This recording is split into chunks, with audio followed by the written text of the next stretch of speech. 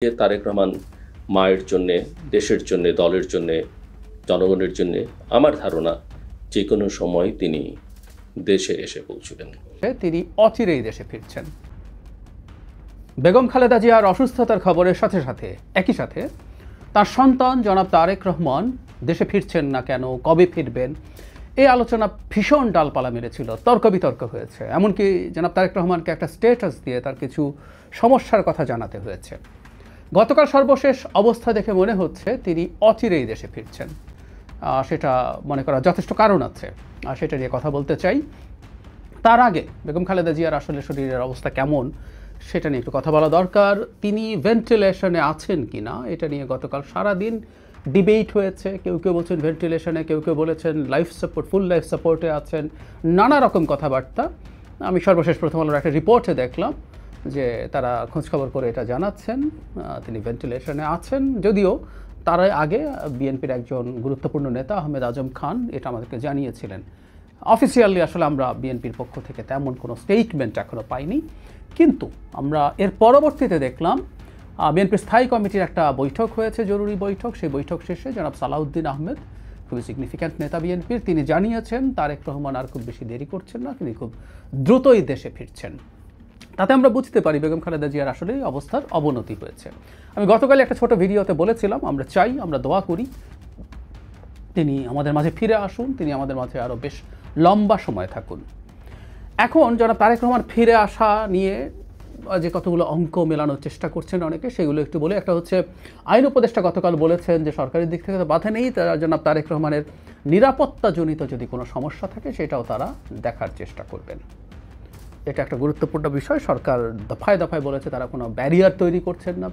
প্রধান উপদেষ্টা প্রেস সচিব, তারপরে আমাদের পররাষ্ট্র উপদেষ্টা, তিনি ট্রাভেল ডকুমেন্ট 24 ঘন্টার মধ্যে দিতে চেয়েছেন, সব রকমভাবে সাহায্য করবে। এরপর সরকার বাধা দিল না, কিন্তু সরকারের আসলে সাহায্য লাগবে। সমস্যা যদি নিরাপত্তাজনিত হয়, আমরা এটাকেই প্রধান সমস্যা বলে মনে করি।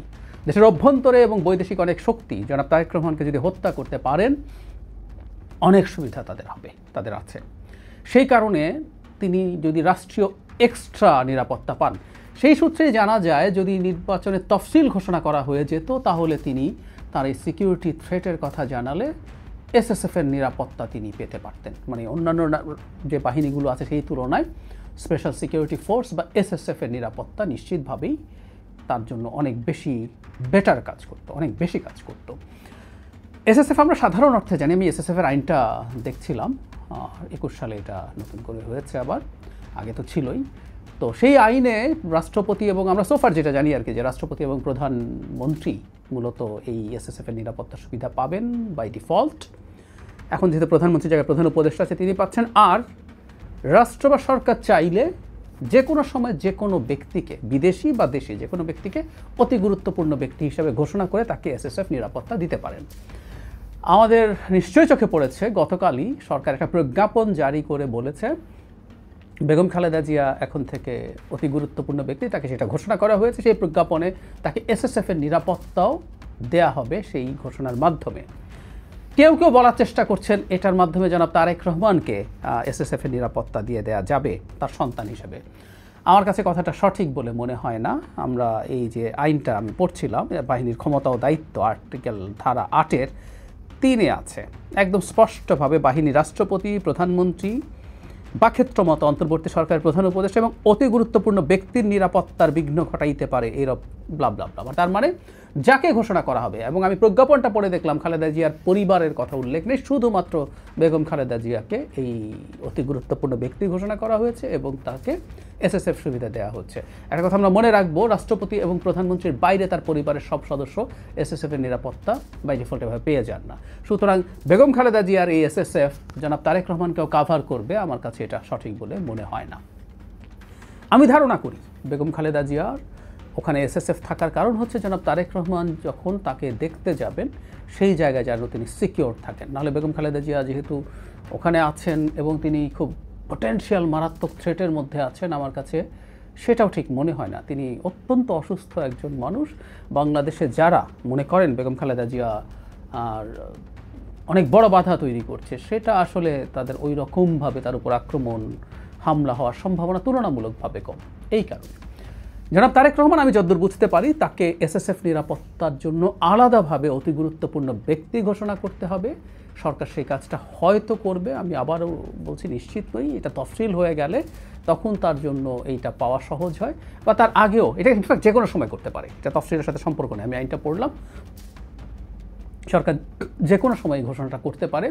সো আমি ধারণা করি যে এসএসএফের নিরাপত্তা যদি তিনি পাওয়ার পরে তার জন্য দেশে সিকিউরড অবস্থায় থাকা সম্ভব হবে। তিনি সম্ভবত এটার অপেক্ষাই করছিলেন। অবশেষে এটার মাধ্যমে আমরা বলতে পারি যে তিনি বলছিলেন যেটা এককভাবে তার হাতে না। তার মানেটা হচ্ছে আমাদের প্রধান যে অনুমান ছিল যে তিনি নিরাপত্তা ঝুঁকিতে আছেন, আসলেই আছেন। আমাদের এই মাটিতে বেনজির, এই উপমহাদেশের মাটিতে বেনজির ভুট্টোর ঘটনা দেখেছি। বিদেশ থেকে ফিরে তিনি হত্যাকাণ্ডের শিকার হয়েছিলেন। তারেক রহমানের প্রচুর শত্রু আছে, দেশের ভেতরে দেশের বাইরে, নানা শক্তি আছে।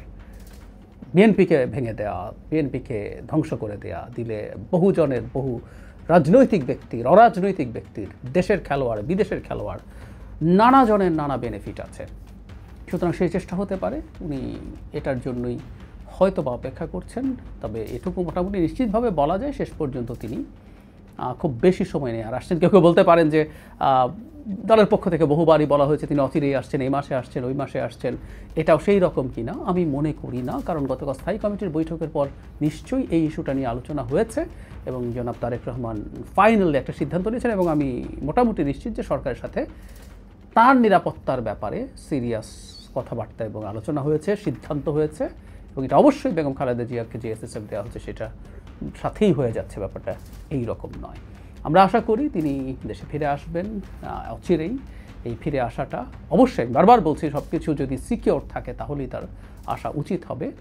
সব সিকিওর করে আসুন এবং আমাদের ভবিষ্যৎ গণতান্ত্রিক ট্রান্সফরমেশন যেটা আমরা চাইছি সেটার জন্য বিএনপি যেভাবে গুরুত্বপূর্ণ হয়ে উঠেছে, এই দলটার ডিফ্যাক্টো চেয়ারপারসন, উনি ভারপ্রাপ্ত চেয়ারম্যান হলে উনি আসলে বহুদিন থেকে মূল দায়িত্ব পালন করছেন। তার থাকা যে অনিবার্যতা আছে সেটা ক্রমাগত বাড়ছে। নানা রকম আশঙ্কা, নানা রকম ষড়যন্ত্রের কথা আমরা শুনি। তিনি দেশে আসার সাথে সাথে আমরা বিশ্বাস করি সেগুলো প্রায় সব কিছুই উবে যাবে। যে তারেক রহমান মায়ের জন্যে, দেশের জন্যে, দলের জন্যে, জনগণের জন্যে আমার ধারণা যে কোনো সময় তিনি দেশে এসে পৌঁছবেন।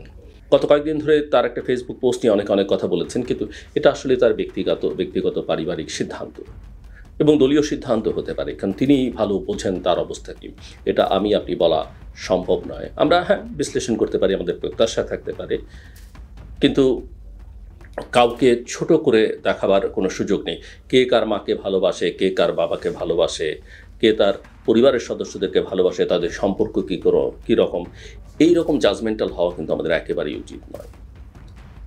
এবং তারেক রহমানের এই আশাটা যে তিনি যে আসবেন, প্রতিকূল পরিস্থিতি সত্ত্বেও তিনি আসবেন, সেটা আমার কাছে আরেকটা কারণে মনে হয়েছে। আপনারা জানেন যে গতকাল সরকার একটা সিদ্ধান্ত নিয়েছে, বিএনপি চেয়ারপারসন বেগম খালেদা জিয়াকে বিশেষ গুরুত্বপূর্ণ ব্যক্তি ঘোষণা করেছে এবং ঘোষণা করে তার নিরাপত্তার জন্য এসএসএফ, স্পেশাল সিকিউরিটি ফোর্সকে তার নিরাপত্তার দায়িত্ব দেওয়া হয়েছে। এটা অত্যন্ত গুরুত্বপূর্ণ এবং আমরা সবাই বুঝি যে বেগম খালেদা জিয়ার যার এতদিন এই এসএসএফ সুবিধা তিনি পাননি বা সরকার তাকে কোনো নিরাপত্তা দেয়নি, হঠাৎ করে তার এই নিরাপত্তা কেন, এবং যখন আসলে ব্যক্তিগতভাবে তার এই নিরাপত্তার কোনো প্রয়োজন নেই।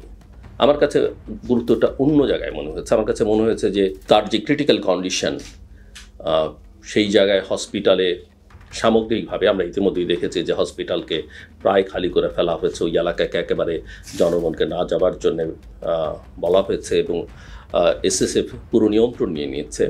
এর সঙ্গে তারেক রহমানের নিরাপত্তার ইস্যুটা অত্যন্ত গুরুত্বপূর্ণ আমার কাছে মনে হয়েছে। আমার মনে হচ্ছে এই সুবিধাটা স্বাভাবিকভাবেই বেগম জিয়ার পুত্র হিসেবে তারেক রহমান পাবেন।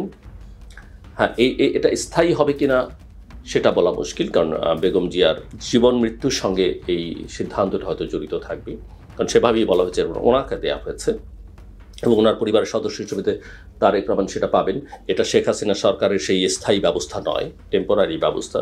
ভবিষ্যতে হয়তো তারেক রহমান যদি তিনি নির্বাচিত প্রধানমন্ত্রী হন তখন তো তিনি এই সুবিধাটা পাবেন, কিন্তু তার আগে হয়তো এই সুবিধাটা নিয়ে অন্যান্য রাজনৈতিক দল আগামী দিনগুলোতে প্রশ্ন তুলবে। কিন্তু টেম্পোরারি অ্যারেঞ্জমেন্ট হিসেবে আমি মনে করি যে এটা অত্যন্ত গুরুত্বপূর্ণ এবং সরকার একটা ভালো সিদ্ধান্ত নিয়েছে। এবং আমরা জানি যে দলের পক্ষ থেকে এবং সরকার বা আমাদের নিরাপত্তা বাহিনীও আসলে তার নিরাপত্তার ইস্যুটা নিয়ে দীর্ঘদিন যাবৎ সবাই ফর্মালি করতে পারেন, ইনফর্মালি কাজ করছে। সো তিনি একটা সর্বোচ্চ নিরাপত্তা ব্যবস্থা তাকে বিভিন্ন মহল থেকে নিশ্চিত করা হবে, যদিও বিভিন্ন জায়গা থেকে তার নিরাপত্তা ঝুঁকিটাও আছে এবং রাজনীতিবিদদের এই ঝুঁকিটা নিয়েই আসলে চলতে হয়। তার বাবা নিজেই তো সরকার প্রধান থাকা অবস্থায়, রাষ্ট্রপ্রধান থাকা অবস্থায় অ্যাসাসিনেশনের শিকার হয়েছেন। শেখ মুজিবুর রহমানের মতো নেতা অ্যাসাসিনেশনের শিকার হয়েছেন। এমনকি মার্কিন যুক্তরাষ্ট্রের প্রেসিডেন্টরাও ক্ষমতায় থাকা অবস্থায় পেয়েছেন। কাজে এগুলো জীবনের স্বাভাবিক অংশ এবং মিস্টার রহমান সেটা বোঝেন আমি মনে করি। তারপরে যত সম্ভব নিরাপত্তার ব্যবস্থা করা হবে আমি বিশ্বাস করি এবং তিনি সুস্থ স্বাভাবিক থাকবেন, দেশ গড়বার কাজে ভূমিকা রাখতে পারবেন। যে কথা বলছিলাম যে টেম্পোরারি এই কারণে যে এই সময়টাতে যদি তিনি দেশে আসেন, স্থায়ীভাবে থাকবেন কি না সেটা এখন নিশ্চিত নয়। কারণ স্থায়ীভাবে থাকবেন এ কথা ঠিক, যে নির্বাচন করতে হলে, দল চালাতে হলে বেগম তাকে থাকতেই হবে, কিন্তু হয়তো সাময়িক সময়ের জন্য তিনি আবার লন্ডনে ফেরতও যেতে পারেন, আমি নট শিওর। কিন্তু এই কটা দিন তার যে নিরাপত্তা, এই নিরাপত্তার জন্য এসএসএফ অত্যন্ত গুরুত্বপূর্ণ হতে পারে। সো এই বিবেচনা থেকেও বা এই সিদ্ধান্ত থেকে আমার কাছে মনে হচ্ছে যে তারেক রহমান যে কোনো সময় দেশে ফিরবেন। একটা কথা আমি একটু বলে রাখি, এটা বিএনপি নেতা কর্মী সমর্থকদের জন্য এবং সামরিকভাবে দেশবাসীর জন্য। তারেক রহমান দীর্ঘদিন যাবৎ দেশের বাইরে, প্রায় 17 বছর। কাজেই এই দেশে ফেরত এসে এই দেশের আলো বাতাস মাটির সঙ্গে ফিজিক্যালি অ্যাডজাস্ট হতে, মেন্টালি তো বটেই, একটু তার সময় লাগবে। এবং যে ট্রমার মধ্য দিয়ে তিনি ব্যক্তিগতভাবে গেছেন, এর মাঝখানে ভাইকে হারিয়েছেন, মা জেল খেটেছেন, মা অসুস্থ, তাকে যেন একটু স্বস্তি এবং শান্তিতে আমরা থাকতে দিই। আমরা তাকে পছন্দ করতে পারি, না করতে পারি, অতিরিক্ত ভালোবাসতে পারি এবং তার বিরুদ্ধে সমালোচনার কথা আমরা জানি, তার দুর্বলতার কথা আমরা জানি, তার স্ট্রেংথের কথা আমরা জানি। এত বড় দল তার পেছনে পারিবারিক যে অতীত এবং তার যে সক্ষমতা, ইতিমধ্যে সাংগঠনিক সক্ষমতা আমরা দেখেছি, সেখানে সব কিছু মিলিয়ে সময় বদলেছে। তিনি পশ্চিমের একটা দেশে ছিলেন, তার বোধ বুদ্ধি বিবেচনার মধ্যে আমরা বিশ্বাস করতে চাই অনেক রকমের পরিবর্তন এসেছে, কিন্তু তাকে একটা সময় দেওয়া দরকার। এবং সেই সময়টা হচ্ছে বিশেষ করে এই সময়টাতে, এই যে তার পারিবারিক যে সংকটময় মুহূর্ত, সেখান থেকে তাকে যতটা সম্ভব তার নেতাকর্মীরা কম বিরক্ত করবেন। আমি মনে করি যে সব কিছু নিয়ে, সব কথা, সব কিছু তার সঙ্গে দেখা করার ব্যাপারেও যেন সবাই একটু সচেতন থাকেন। ভালোবাসা প্রকাশ করবার অনেক সময় পাওয়া যায়, সেটা যেন সবাই মাথায় রাখেন। এবং তারেক রহমানের এই আসবার মধ্য দিয়ে হয়তো বাংলাদেশের রাজনীতিতে একটা বড় পরিবর্তনের সূচনা হবে, একটা নতুন অধ্যায়ের সূচনা হবে। সেই অধ্যায় কেমন হবে সেটা তার উপরেই অনেকটা নির্ভর করবে। কিন্তু আমি ব্যক্তিগতভাবে বিশ্বাস করি যে বিশ্ব বাস্তবতা, যে আঞ্চলিক বাস্তবতা এবং বাংলাদেশের যে বাস্তবতা, এবং তারেক রহমানের কথাবার্তা শুনে আমার যতখানি মনে হয়েছে, আমি যতটুকু তাকে চেনার বা জানার সুযোগ হয়েছে, তিনি চাইলে পারবেন একটা স্বপ্নের বাংলাদেশ, ৭১-এর যারা জীবন দিয়েছে যে বাংলাদেশের জন্যে, বিভিন্ন পর্যায়ে যারা গণতন্ত্রের জন্য সংগ্রাম করতে গিয়ে যে বাংলাদেশের স্বপ্ন মানুষ দেখেছে, জুলাই অভ্যুত্থানের তরুণরা, দেশের সাধারণ নাগরিকরা যে বাংলাদেশ প্রতিষ্ঠা করতে চেয়েছে, যে বাংলাদেশ রূপান্তর দেখতে চেয়েছে, তার বাবার যে স্বপ্ন, মায়ের যে স্বপ্ন, সব বিলিয়ে এবং তিনি একজন মুক্তিযোদ্ধার সন্তান। আমি বিশ্বাস করি যে তিনি একটা গণতান্ত্রিক বাংলাদেশ তৈরিতে ভূমিকা রাখবেন। তো মানুষ যত উপরে উঠে, মানুষ তত একা হয়ে যায়, সেটাও তাকে মাথায় রাখতে হবে। তার বন্ধু শুধুমাত্র তিনি, বড়জোর তার পরিবারের ২-৪ জন, তার সহধর্মিণী, তার সন্তান, মা থাকলে, জীবিত থাকলে মা, এর বাইরে খুব বেশি বন্ধু খোঁজার তার দরকার নেই। তার চিন্তা শক্তি দিয়ে তিনি দেশটা পরিচালনা করবার, দলটাকে পরিচালনা করবার চেষ্টা করবেন, নির্মমভাবে কাজ করবার চেষ্টা করবেন। আমি চাইব যে তিনি শুধু দলের নেতা থাকবেন না, দেশের নেতা থাকবেন না, তিনি এই অঞ্চলেরও নেতা হয়ে উঠবেন, যেমনটা তার বাবা হয়েছিলেন। পারলে এই অঞ্চলের পরিধি বা সীমানা অতিক্রম করে যাবার চেষ্টা করবেন। কিন্তু সেগুলো সবই সম্ভব হবে যদি তিনি বাংলাদেশের জনগণের, তার দলের বাইরের জনগণের, দলের বাইরের যে সমাজ আছে, সকলের ভালোবাসা অর্জন করতে পারেন। মানুষের তার সঙ্গে ভিন্ন মত থাকবে, তার বিরোধিতা করবেন, আমরাও হয়তো করব, কিন্তু সেটা যেন প্রতিশোধ, প্রতিহিংসা, অন্যায্যতা, অন্যায়ের জায়গায় গিয়ে না থাকে, সেই বিবেচনা যেন তার থাকে। সমালোচনাকে গ্রহণ করবার সক্ষমতা যেন তার থাকে, এবং একই সঙ্গে গণতান্ত্রিক সহিষ্ণুতা যেন থাকে, এবং এমন একটা বাংলাদেশ, গণতান্ত্রিক বাংলাদেশ গড়বার জন্য তিনি ক্ষমতায় যান বা ক্ষমতার বাইরে থাকুন, কাজ করবেন, যে বাংলাদেশ একটা সবার বাংলাদেশে উঠবে। তিনি যেমন বলেন সবার আগে বাংলাদেশ, আমি বলবো সবার বাংলাদেশ, ধর্ম, বর্ণ, গোত্র, সবার বাংলাদেশ, সব ধর্মের মানুষের, সব বর্ণের, সব গোত্রের কোনো বৈষম্য থাকবে না, কোনো অঞ্চলের মানুষ নিজেদেরকে ডিপ্রাইভড ভাববে না, দেশে আইনের শাসন থাকবে, প্রতিষ্ঠানগুলো শক্তিশালী করবার জন্য তিনি মনোযোগ দেবেন, এবং একটা ব্যবস্থা গড়ে তোলবার দিকে তিনি মনোযোগ দেবেন। এই কাজগুলো করতে গিয়ে, কিছু কঠিন কাজ করতে গিয়ে হয়তো তিনি সমালোচনার মুখে পড়বেন, অনেকে সেটা পছন্দ করবেন না, বাধারও মুখে পড়তে পারেন, কিন্তু তাতে যদি তার কিছুটা কখনো বলা যেতে পারে যে তিনি যেই গতিতে সামনের দিকে এগোচ্ছেন সেখান থেকে যদি তিনি পিছিয়েও পড়েন, তাকে মাথায় রাখতে হবে ভালো কাজ করলে আবার তাকে মানুষ কখনো না কখনো তার যে জায়গা, যেখানে তার থাকবার কথা, সেখানে নিয়ে যাবে। কাজেই ইতিবাচক চিন্তা, ইতিবাচক ধারণা, ইতিবাচক কাজ, এটাই যেন তার প্রধান লক্ষ্য হয়, এবং আমি বিশ্বাস করি যে সেই সমর্থন তিনি পাবেন, সেই শক্তি তার আছে, সেই জনসমর্থন তার আছে, এবং শুধু তাকে মাথায় রাখতে হবে যে তার মায়ের যেমন আজকে ক্রিটিক্যাল কন্ডিশন, বাংলাদেশের কন্ডিশন, বাংলাদেশের রাজনীতি কিন্তু অনেক কমপ্লেক্স হয়ে গেছে, এবং ভূরাজনৈতিক বাস্তবতা এটা অত্যন্ত গুরুত্বপূর্ণ, এবং সেটা মাথায় রেখে আসলে তাকে তার পথ চলাটা নির্ধারণ করতে হবে।